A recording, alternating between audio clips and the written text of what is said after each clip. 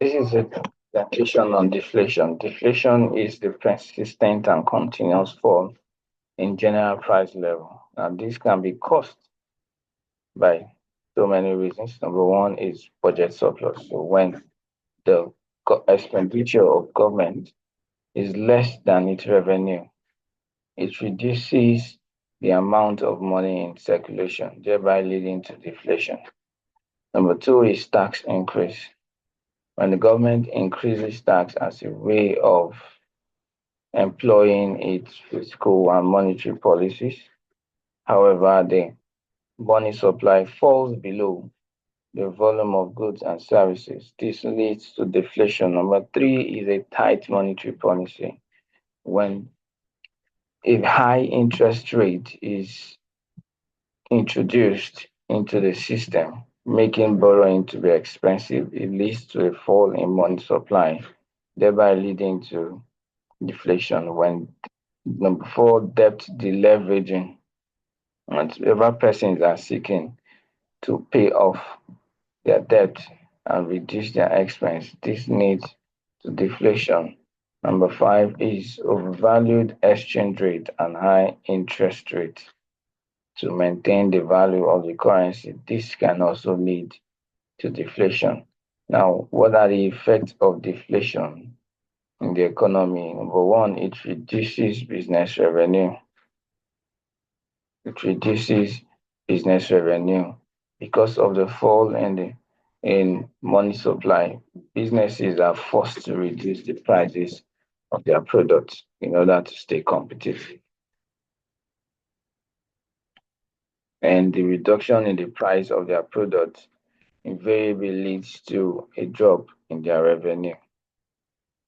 Number two is a wage cutback. And when the profit of the business continue to drop as a result of a reduction in prices of goods and a drop in revenue, the firms or companies would look for alternatives, look for options in order to stay afloat in the system. And one of such ways is to reduce the wages of their staff, reduce the wages of their staff. Number three is reduced investment risk, reduce investment risks.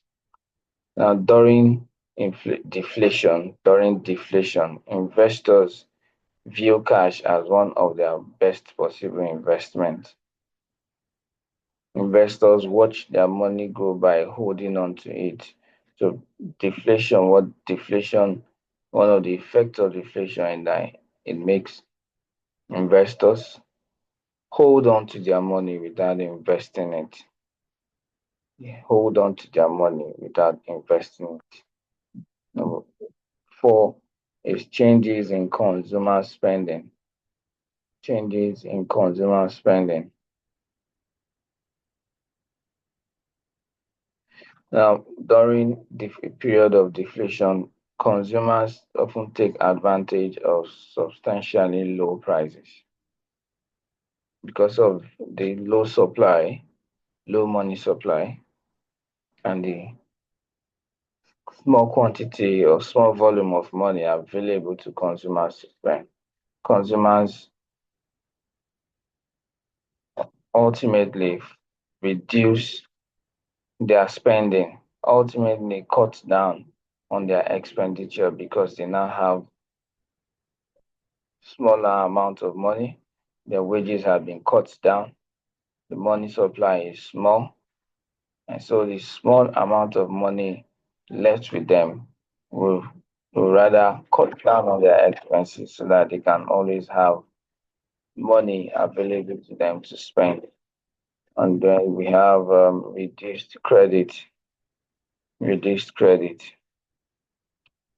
As deflation continues, financial lenders, reduces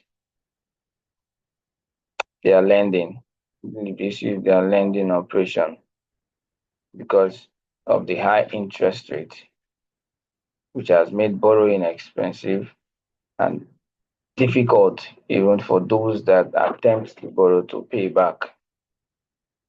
Thereby, financial institutions cut off from from offering credit facilities because it becomes difficult to recover their full investment. How can deflation be controlled? Number one is fiscal policy, which involves increasing expenditure and reducing tax,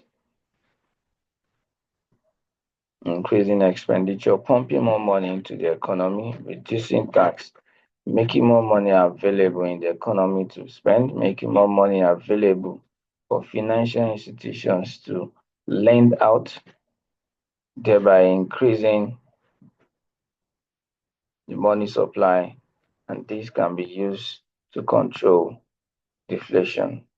Another way through which deflation can be controlled is the monetary policy. And in terms of monetary policy, the central bank can increase the reserves of commercial banks through cheap money policies by buying off securities and reducing interest rates.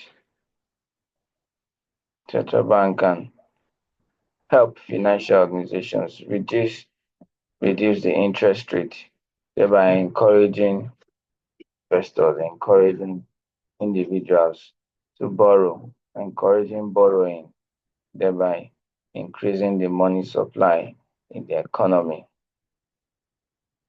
This is a presentation on deflation. Thank you.